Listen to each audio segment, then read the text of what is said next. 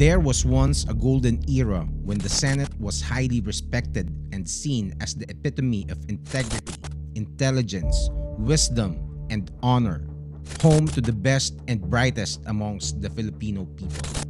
Giants like Claro M. Recto, Jovito Salonga, Lorenzo Tañada, Jose Diokno, and the fearless Miriam Defensor Santiago walked those halls. They were true statesmen who fought with brilliance and courage for our sovereignty, democracy, and the rights of every Filipino. That was the Senate we could all be proud of. But over the years, the public has witnessed the slow deterioration of that standard. More and more people now run and win Senate seats for mere popularity or through nepotism. Scandal after scandal of corruption implicating senators themselves, time and time again. Messy hearings, senators jailed multiple times only to be released and then re-elected in a brutal, mind-numbing cycle. The absurdity is unbelievable. Nowadays, many senators, glaringly inferior to their predecessors, resort to clown show tactics. They don't even hide their hyper-partisanship anymore, going to embarrassing lengths just to protect their allies and self-interests. How did it all come to this? Is there anything this current Senate can do to salvage its tattered reputation? What can the Filipino people do about it? Is it even worth saving? Or should we just totally abolish the Senate instead? Tonight, we are not here to just gossip or blindly believe. We will tackle all sides of the issue with clear heads and elevate the discourse in Philippine social media. If you are sick of rubbish commentary we see every day, don't forget to follow and subscribe to this channel to support genuine discussions and principled debates that elevate the discourse in this country. I am your host, moderator, and active participant, Comics Man Gerald Dorado. Just a guy who loves his country and real, meaningful conversations. Enter the battlefield of ideas. This is Comics Man Crossfire. All right, so let me introduce our panelists. Again, we have powerhouse guests this evening, starting with a former senatorial candidate, businessman, and influencer. Ano bang, and a lot more. A media person, Mr. Mark Gamboa. And Pretty much sums it up. yes. And also, ito ang napakalupit na tropa ko. One of the rising political commentators sa social media. Melo Yap. Okay, ang palayagang, ang aking kaibigan. And also, returning and defending attorney slash nurse and another rising personality in the political commentating space. Attorney Reyes Del Rosario. And I thought of having a political analyst and somebody from the academe and a lot more things. Professor Cleve Arguelles. So we're gonna know more about him.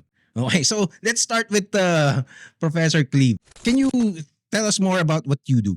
Hi, thank you for having me here in Crossfire. It's my first time here. Thank you Yes. sa invitation. So, sana makasabay ako sa inyo. Yeah. By profession, I'm a political scientist.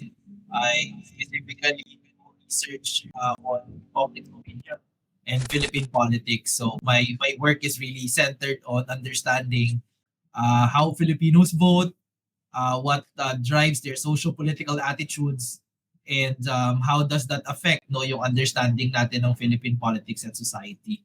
So that's my work. I work both in the university but also outside it, doing surveys or polls, and yeah, so that's what I do, and I'm happy to be here. Hopefully, we'll have a good discussion. Awesome. So exactly why I wanted to have you on the show. So while we're at it, siguro let me ask, since we're talking about basically the state of public trust towards the Senate. Kasi nakita naman natin ng buong bansa yung mga nangyari na we can't even begin to describe what's happening. So everybody's confused, everybody is dumbfounded and entertained actually about what's happening. So what is the in your professional what do you call this, yung sa tingin mo, how is it doing? Well, I think first, wala pang bagong ano, no? Wala pang bagong data since yes, natin yung pulo sa Senate. But I would be very surprised if walang decline in public trust in the Senate. Because so in fact, I think in my observation that there is a public crisis of trust in the Senate nowadays. No, primarily because of I think just the disappointment na now there are two senates, no, but prior to that two senates, I the how they've handled the issue with Senator Bato de la Rosa, 'di ba?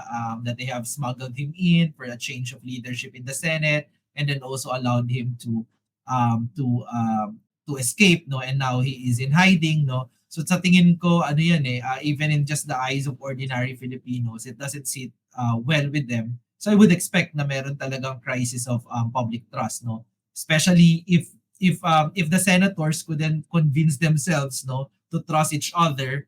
If the senators themselves couldn't convince themselves to work with each other, no, what more can you expect from the public na nasa labas ng Senado, di ba? What you would expect from the outsiders, from ordinary Filipinos, is that wala na ding tiwala yan dyan sa mga senador natin at sa Senado as an institution.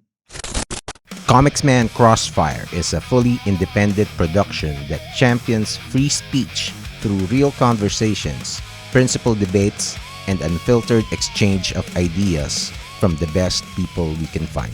You can support this program by joining our YouTube membership, which gives you access to the unedited live streams of the episodes, or by sending direct donations through this QR code. Salamat at mabuhay kayong lahat. So just to give a little refresher, attorney, can you explain just a little bit kung bakit naging dalawa yung kasi from what we've known, to those who are following what's happening in the Senate, nagkaroon ng coup d'etat, so nagkaroon ng hostile takeover yung ngayon they're calling it the Cayetano block. 'Di ba? Hindi na majority and minority block 'di ba? Biglang Cayetano, biglang pangalan na Cayetano and Gatchalian. The Cayetano block seized the leadership, and then about a week after naging napalitan naman siya. So can you enlighten us kasi may mga legal debates about it. And what are your stands on which side are you standing dun sa mga legal arguments about it? Yeah. Well, that's going to be very complicated to discuss na kasi maraming ang mga legal na mga debates, not only on the quorum, di ba? Parang the question quorum, but also the legality of Wayne Gatchalian taking over the Senate. No? Parang may maraming mga questions. But okay, so let's start from the very beginning. No? Let's start when Tito Sotto was still the Senate president. So there was a coup basically led by Senator Alan Peter Cayetano. If you remember, before they started that particular session, there was parang a motion to vacate all of the positions in the Senate, and it was Alan Peter Cayetano who was nominated. I think one of the senators thought she was the one going to be nominated, pero hindi siya nominate. Let's not name her, pero her name sounds like but basically one was expecting to become the Senate president, but Alan Peter Cayetano was voted as such because nga according to them, siya yung binoto nila because siya yung may dala ng swing vote. And that swing vote was Senator Bato de la Rosa. Kumbaga siya yung deciding vote Because without Bato de la Rosa, we wouldn't have a new majority. Because under our constitution, you need, in order, or even in the Senate rules, in order to have a quorum, you need 50% plus 1. And 50% plus 1 of 24 senators is 13. And they only have 12. And without Senator Bato, we wouldn't have a new majority. So it was not So when they elected Alan Peter Cayetano, there were a lot of questions already with his decisions as a Senate President. There was a huge a low trust ng public trust sa Senate, no, because if you can remember, nangyari yung that same day nagkaroon ng quote unquote Senate shooting. After the Senate shooting, nagkaroon ng evasion of arrest ni Senator Bato, nagtago si Senator Bato. So I mean, it's a series of events, no, series of unfortunate events na nangyari sa Senate, which for me, one of the most chaotic Senate episodes in history, no. And, Yeah. so basically that happened, tapos the then minority decided to have another coup, and they voted for Senator Win Gatchalian as the new acting Senate President pro tempore. Senate President pro tempore and acting Senate President. So there was a question on the quorum. I think we can have a lengthy discussion about that. Even with lawyers, there is not a universal parang decision and a universal position on that particular matter. Even the IBP, the largest lawyer organization in the Philippines, made their stance, but there were also a lot of lawyers who opposed that particular stance of the IBP. So we understand that naman, because it's not as I've mentioned earlier, as I mentioned before, yung IBP naman, although we are all members of it, but at the end of the day, it doesn't really represent the collective perspective of the lawyers when it comes to interpreting certain laws and issues, no.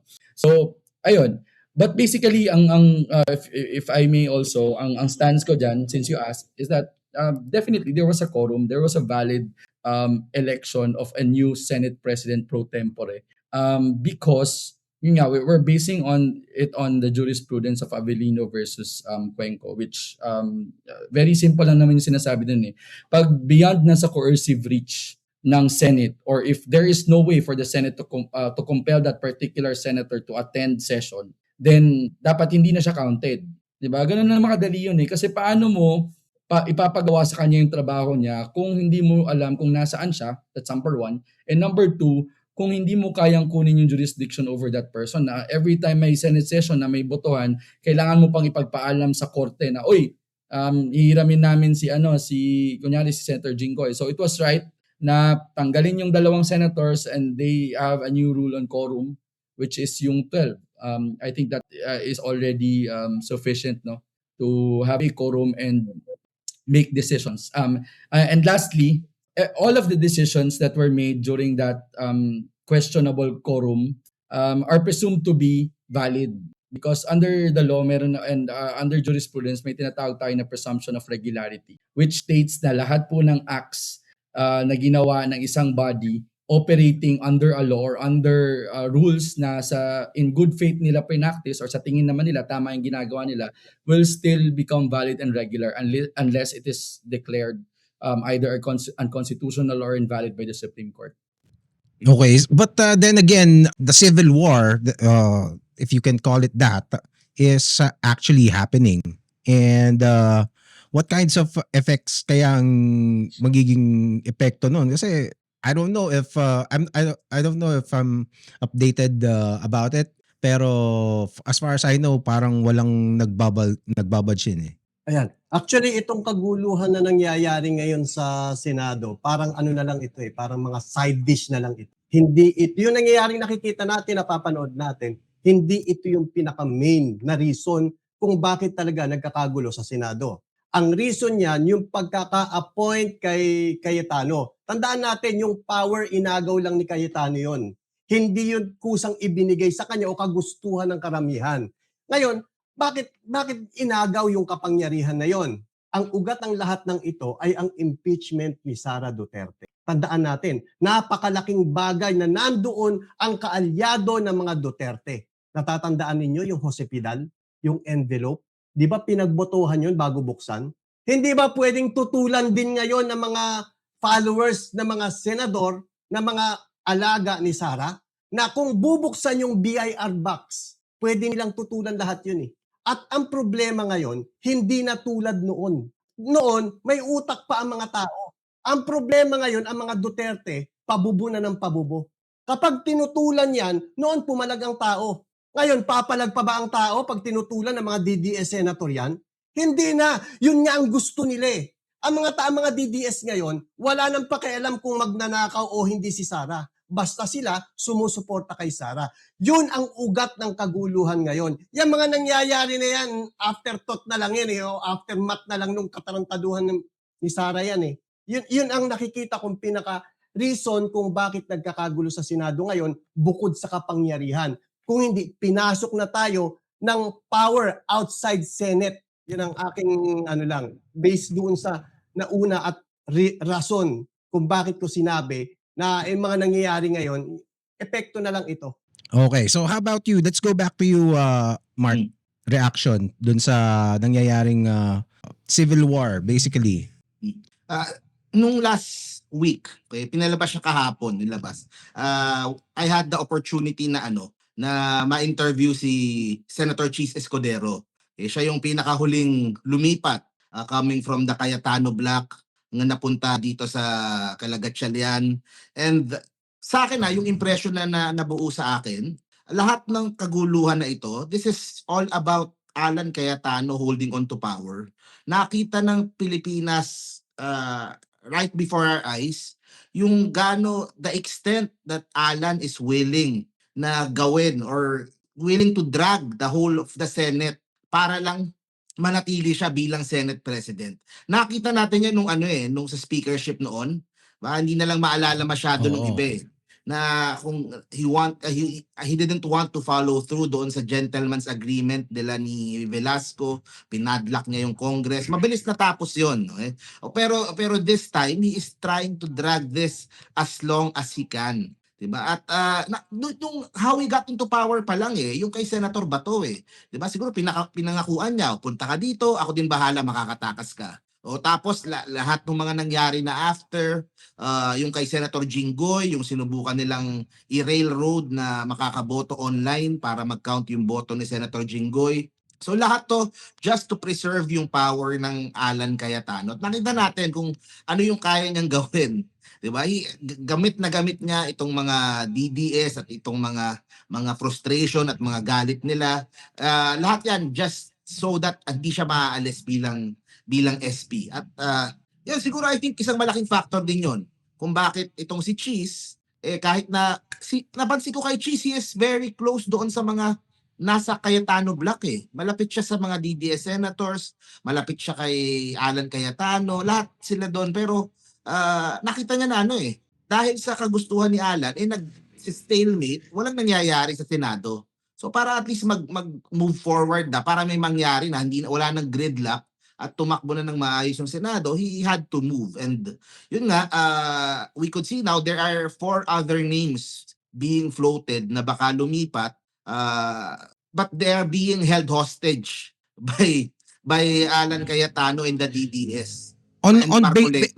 Based on what power is he holding them hostage? Pambabash lang sa online. And yung threat na baka wala silang makuha na boto sa Bisbin. Talaga?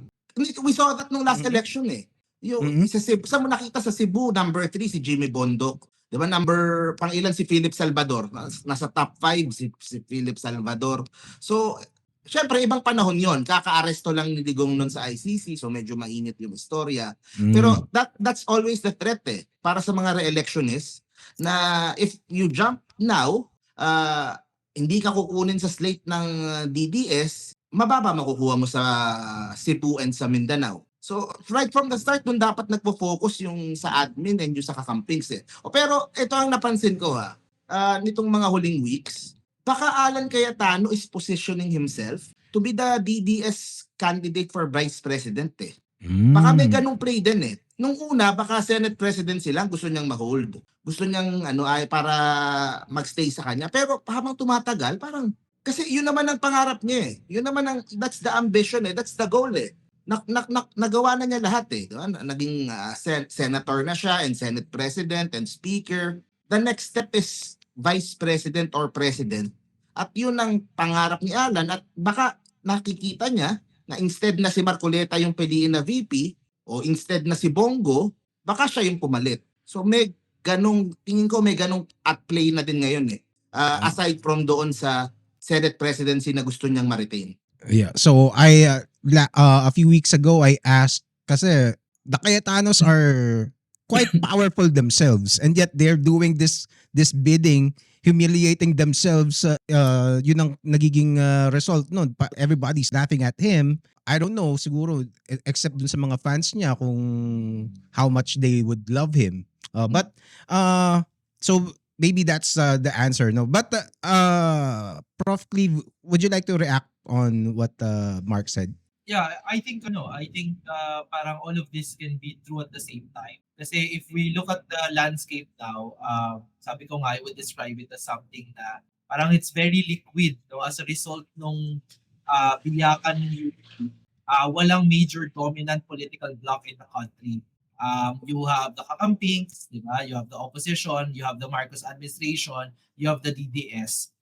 May iba't iba silang size no in terms of their political influence in the public, pero walang one dominant bloc. Kaya siya medyo chaotic, kaya siya medyo magulo precisely because a small political development can always be used by any of these blocks para sila yung makakuha nung parang to become the next dominant bloc, no? So it's always kind of like in that situation, laging may potential for clashes, and this is what we see now, no? So if Mark and our other panelists here are saying na this is about the impeachment trial of VP Sara Duterte, that's right, no? I think there are good evidence to say that it is about that, no? And then, pero baka tungkol din to sa ambisyon ni Alan Cayetano na mag-vice presidente. That's also true. And kaya nga magulo kasi, you know, lahat sila, nakabantay sila sa sarili nilang interest, you know. And senators are kind of like hardwired structurally to watch out no for national public opinion and top national positions kasi our senators are traditionally, we call them, di ba, the presidents and vice presidents in waiting, di ba? Kaya nga ito kay, di ba, parang if you ask other people, but hindi nilang bumaba si Alan Peter, wala naman na siyang numbers. It would have ended this kabaliwan, di ba? Parang di na lang siya pumunta agad sa Supreme Court para ma-resolve na din yung issue legally. There's no incentive for him to do that kasi if this is an audition para maging vice president candidate ni VP Sara, then hindi mahalaga sa kanya yung present scenario, di ba? What is more important is that he makes sure that he will get the Duterte bloc support no come 2028 na siya yung pinaka legitimate na senador na nagre-represent ng interest nila, di ba? But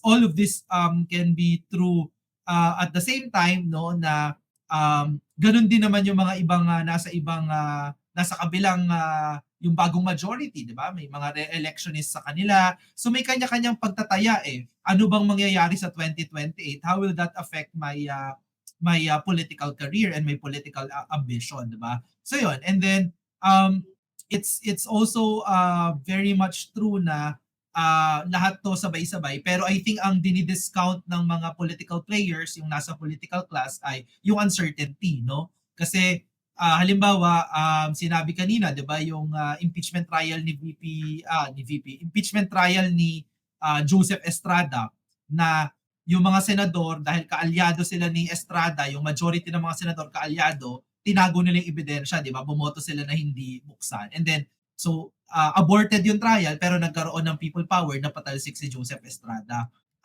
So kahit pa makontrol nila yung impeachment trial, for example, ni VP Sara, ang daming uncertainty how the public will react, no? Kaya I think all of these different blocks, no, tinatry nilang i-convince sino ba yung magiging dominant dun sa public opinion because right now they're just fighting for kasi ang the last thing I want to say is because yes, malaki yung Duterte block, tapos sumahabol yung Kakamping, medyo nanghihina yung administration in terms of public opinion nito, pero ang pinakamalaki pa din around 40% are the middle, no, yung independents natin, no, the swayable middle, yun yung ordinaryong mga Pilipino. Ito yung pinag-aawayan natin laban. Oh, so as of now, data shows na yung middle, although I think the middle is still meron pa ring preferred right now, pero they're still swayable. Okay, okay. So Melo, do you have anything to say about that? Or? Tama yung sinabi ni Sir Clive. Meron mga self-interest kasi yan mga political ambition. Para sa iba, position, para sa iba, acquittal. Tandaan natin na yung mga yan, hindi naman mga minority lahat yan Naging majority lang sila nung tinamaan sila, nung pinagkakasuhan na may mga issue ng corruption. Nagsama-sama sila para protektahan si Sara Duterte. Bakit nila kailangan gawin yun? Kasi kapalit, give and take yung mga yan Kapalit ng suporta nila, pwede silang bigyan ng pardon Halimbawang ma-convict sila. At saka tandaan natin, yung mga kaso ng mga yan, ang conviction yan hindi ngayon. Ang conviction yan para sa susunod na presidente. So kung mananalo si Sara, tumaya na sila, no choice. Sino pipiliin nila? Si BBM? Kahit winnable, ay yung grupo ni BBM, kung sino man yung endorse niya, kahit winnable yung i-endorse ni BBM, tataya pa rin sila dito sa kalaban ng administrasyon dahil sa kanilang political ambition or do sa kasong kinaharap nila. Regarding dun sa sa public reaction na sinasabi ni Sir Clive na hindi pa natin alam kung paano magre-react yung tao Kung halimbawa kumampi itong mga grupo ni Sara, mga DDS senator. In a way, masasabi natin na hindi pa natin alam sa ngayon. Pero kung pagbabasihan naman natin yung mga tao noon at tao ngayon, makikita natin, majority, mga DDS. Hindi nag-iisip ang mga DDS. Wala silang pakialam. Kahit na sinong ituro na dinilibera ng maleta, paniniwalaan nila. Tignan nyo ito. Sinabi hindi na dinilibera ng maleta si Loren Legarda. Maniniwala DDS dyan. At ngayon, ang hindi nila alam, naglilinis ang mga DDS. Tignan nyo si... Naglilinis? Naglilinis sila. Tingnan mo si Mark Villar, nagpalabas na naman sila ng balita na ang sabi na hindi raw nakita yung mga Villar na nagdala ng maleta. Umpisa pa lang yon hanggang sa mawala na naman ang mga Villar sa mga dinilibera ng maleta. Oh, okay. How about you, attorney? Kasi maganda sana, medyo nahihirapan akong makahanap ng mga DDS at DDS leaning na Pwede naman ako mag-roleplay. Pwede naman ako mag-roleplay na DDS ako today. No nga, actually, I'm thinking... Ito, naka-green kami yung DDS. Medyo mga bangag kayo, mga adik kayo dito. Kailang maleta ka ba? Pero sa pamilya ng mga biktima ng adik. Kabisado ko na yung mga linya nila lahat Pwede ako mag-roleplay. Sige. Pero sa mga nananawagan ako sa mga DDS at saka mga Duterte supporters, whether you call yourself DDS or not, in the hopes na makita nyo to, you are very welcome to represent your side. Kasi naka-off yung mga messaging nila yung mga messages nila. Ang hirap nilang hanapin talaga. Naka-off, hindi mo ma-message. Ang mga DDS, alam nyo, hindi na sila nakabase sa vlogger ngayon Kasi may nakita kasi akong listahan na kumukuha sila ng mga services. Hindi na sila nakabase sa service? Service paano i-amplify online. Oh. Kahit maliit ka na vlogger, kapag may sinabi kang, tingnan nyo yung nangyaring hearing na nakaraan sa Blue Ribbon, pinilit talaga nila yun At kahit hindi kasama dun sa script, sasabihin nila. Kasi may naka-ready na troll farm na i-amplify yung sasabihin ng mga laban sa gobyerno. Kaya ngayon, kahit maliit ka na vlogger, kung may sasabihin ka na against sa government, nakahanda na yung troll farm. Kasi sa totoo lang, wala silang makuhang matinong vlogger. Kung may matinong vlogger man sila kumuha, kapag ipinagtanggol na ang DDS, nagiging bobo na.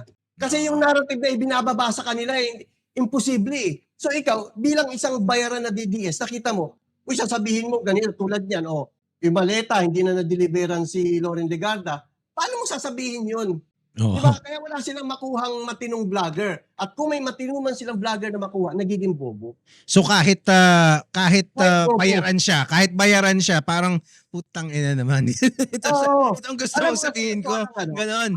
Ang pagiging bayaran naman, hindi naman automatic masama Hindi automatic masama ang pagiging bayaran. Ang masama, magkalat ka ng fake news. Para lang tayong mga nasa TV.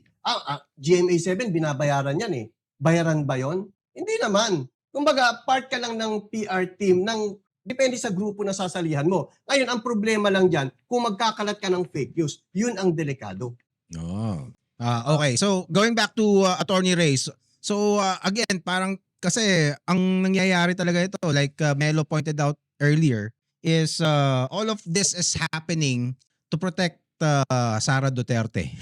'Di ba? Secondary na lang yung pansariling Oo. interest nila. Oo nga eh. So that kasi I don't know, maybe solid yung belief nila that if they get to is the goal to acquit Sara, or what do you think is the actual goal? But it seems like I don't know kung ano mangyayari sa impeachment na ganyan. What do you think? Yeah, well, it all leads to the acquittal nga of VP Sara. Tama naman yun, no? And you have to understand, the reason why, aside from him being parang hungry for power talaga, the reason why Alan Peter Cayetano wants to become the Senate President is under the Senate rules on impeachment. Sobrang powerful po ng Senate President. You'll basically control the narrative and the outcome of the entire impeachment. Diba? Kahit sinasabi nila ay wala namang voting power yung Senate President, but under the Senate rules on impeachment, ikaw mag-approve ng schedule, basically you can control the narrative eh. Oh. Yeah, Mhm. if that's the case, for example, umabot sa point na kailangan na nilang pag-usapan ng mga ebidensya, there could be delaying tactics on the part of the Senate President. Hawak niya yon. Pwede niyang patagalin yon, or pwede niyang kausapin yung mga kasama niyang senator judges na, wag na natin buksan yung ebidensya niyan, or wag na natin ano. So, he holds power. So, they have to ensure, kung gusto nila ma-acquit talaga si VP Sara, if they want to control the narrative, dapat hawak din nila yung Senate President. And that's the best way to acquit VP Sara. Kasi it's not impossible eh. People are saying right now, imposible daw na makuha yung 16. No. In fact, na-mention na natin during the time of Erap Estrada, it's a known fact na majority ng mga senators during that time, actually kung ika-count mo nga daw dalawa lang talaga yung gustong i-acquit siya. Pero because of people's clamor, because pagod na yung mga tao, because of the people power that happened, medyo nag-flip-flop yung mga senators. Only 11 senators voted to not open yung envelope. Diba? So, kumbaga, ang pinaka-importanting judge dito, hindi yung 24 senators, it's the people. Ako, I don't really care kung ma-acquit pa or ma-convict si VP Sara Duterte, but it's also an opportunity for the people to know what kind of a public official VP Sara is. And at the same time, anong klaseng mga senador yung binoto nila. It's either pinoprotektahan ng sariling pang-interes or pinoprotektahan yung interes ng taong bayan. Okay, so ang tanong ko right now is Alan Cayetano doesn't seem to parang kapit tuko siya eh. Of course, di-deny niya yun. Pero parang he's not giving an inch. Ayaw niyang umalis. 'Di ba? So, how crucial is it to if he maintains leadership in the Senate or not? And what are the probabilities of him succeeding into that? Kasi right now, parang ang sinasabi ng mga legal experts and analysts is that he is a king without a kingdom. Legally, siya yung speaker of the house, speaker ng tawag ito, Senate President, but wala siyang followers, 'di ba? So, ano sa tingin niyo yung nangyari doon?